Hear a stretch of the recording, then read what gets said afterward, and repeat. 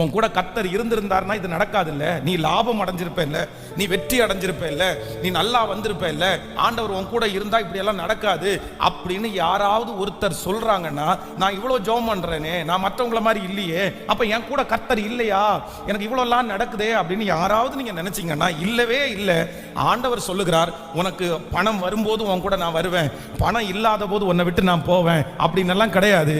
இதோ உலகத்தின் முடிவு பரியந்தம் சகல நாட்களிலும் நான் உன்னோடு கூட இருக்கிறேன், நான் உன்னை விட்டு நல்ல கரங்களை தட்டி நான் உன்னை விட்டு விலகுவது இல்லை, நான் உன்னை கைவிடுவதும் இல்லை, கைவிடுவதும் இல்லை. ஆனாலும் ஆண்டவருடைய பிள்ளைகள் ஒன்று நினைத்துக் கொள்ளுங்கள், ஆண்டவர் நம்மை விட்டு கண்டிப்பாக போக மாட்டார். ஆனா அதே நேரத்தில் இந்த உலகம் நம்மோடு கூட கர்த்தர் இருக்கிறத கண்டுகொள்றதற்கு கண்டிப்பாக ஒரு உயர்வை கர்த்தர் நமக்கு தர வேண்டும், ஒரு அங்கீகாரத்தை தர வேண்டும்.